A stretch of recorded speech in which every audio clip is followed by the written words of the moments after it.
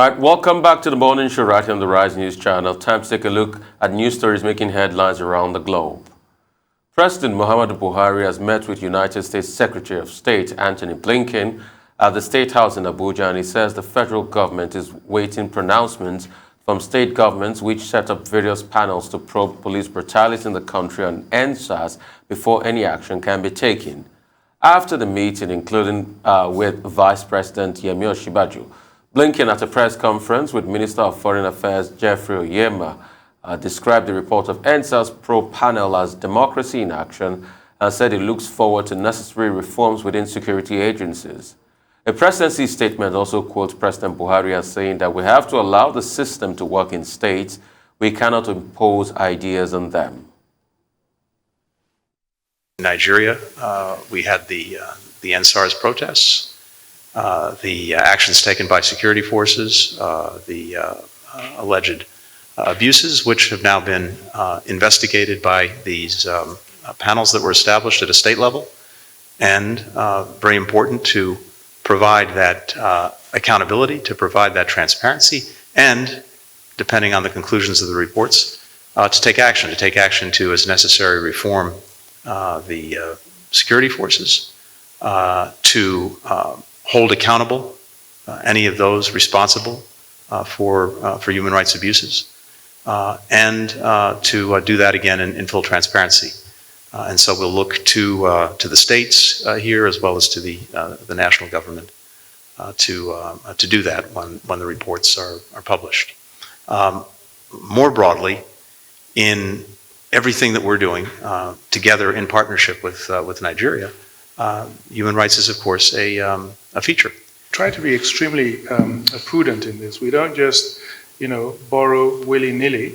And in fact, in reality, our debt to GDP ratio is still actually very good. So it's sustainable debt, and that we focus on, and we keep our eyes very much on that. But the reality also, is that the government realized, Mr. President realized that to industrialize, we just have to get the infrastructure in place. And there was just a huge infrastructure deficit that we're facing in this country.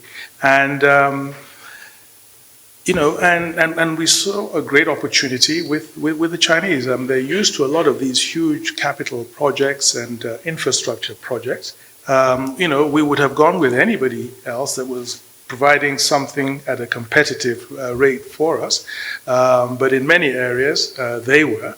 But there are others, like the Germans, Siemens and others that are also coming in and that we're working with, and have also given us, good facilities. So it's not a question of one country or the other per se. It's really a question of the best deal that we can strike, and and we're paying for those. So the issue of Chinese influence really doesn't come in, because these are not grants, these are not gifts. We're paying for these things, but making sure that we're incurring those debts sustainably. And regarding U.S.-Chinese competition in Africa, I don't want to sound almost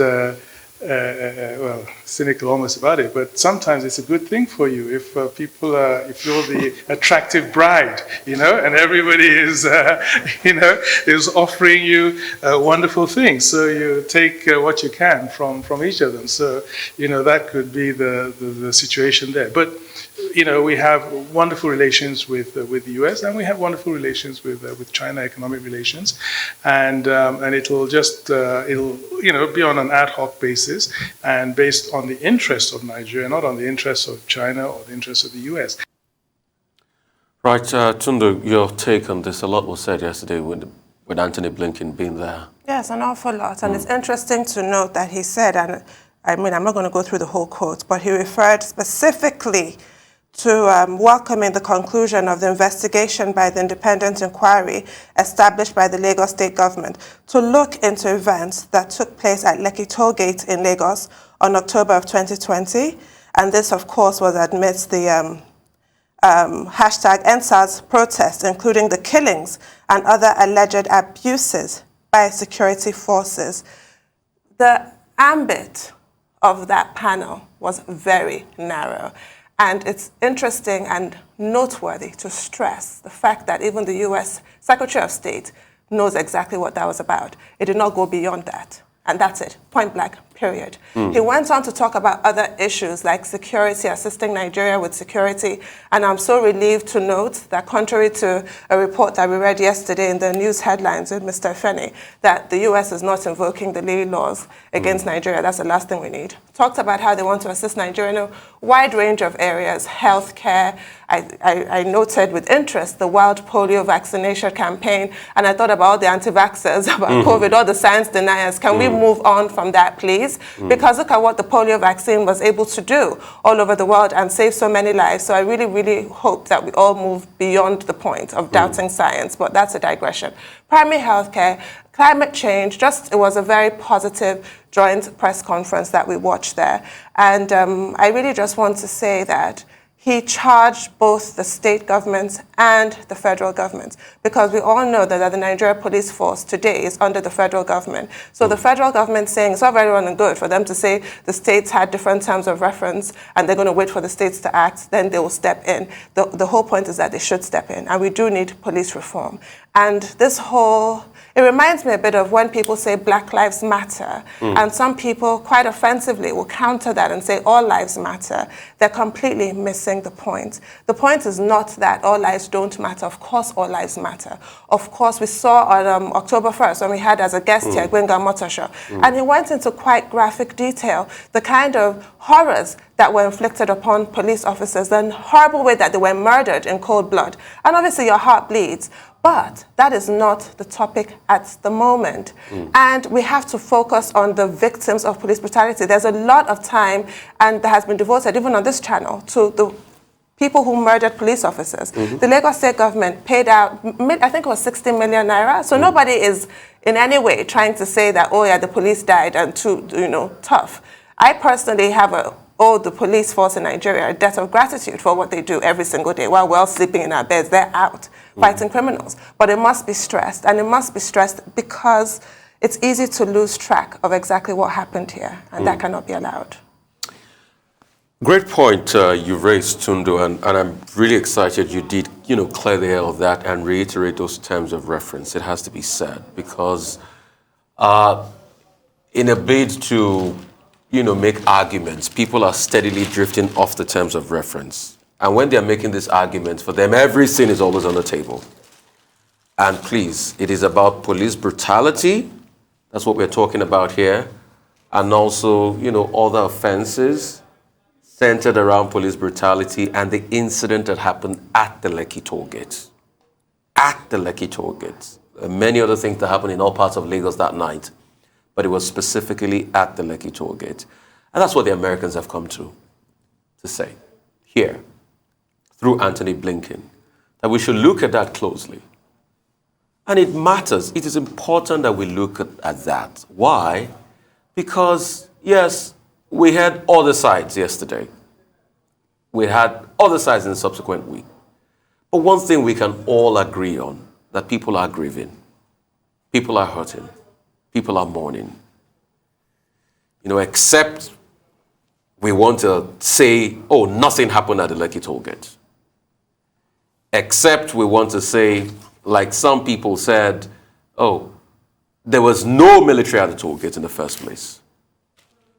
But if there was military, and the military has confirmed they were there at the toll gate, and people are hurting and people are mourning, then we need to inquire what has happened.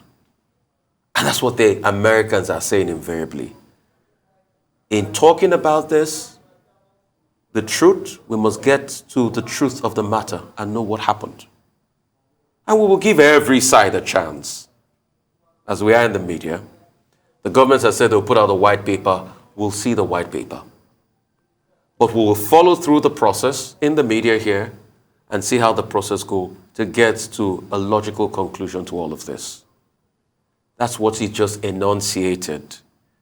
And for the first time, we had a reaction by the presidency on this, saying, no, like you said rightly, states will be allowed to do what they have to do, then it will come to the federal government. We'll see how that process goes. And the media, every step of the way, will definitely interrogate the process. Other things he said, yes, those are diplomatic platitudes. They'll do a lot. They've been doing a lot as regards healthcare, fight against Boko Haram, insecurity situation in the country, investment possibility. But most importantly, the crux of the matter here, based on that report that came out, and the federal government has reacted to it, saying they are going to look at it critically. So we'll watch in the coming days and see how that pans out. I would like to say a big thank you to all of you for listening to us. That's all on news headlines this morning.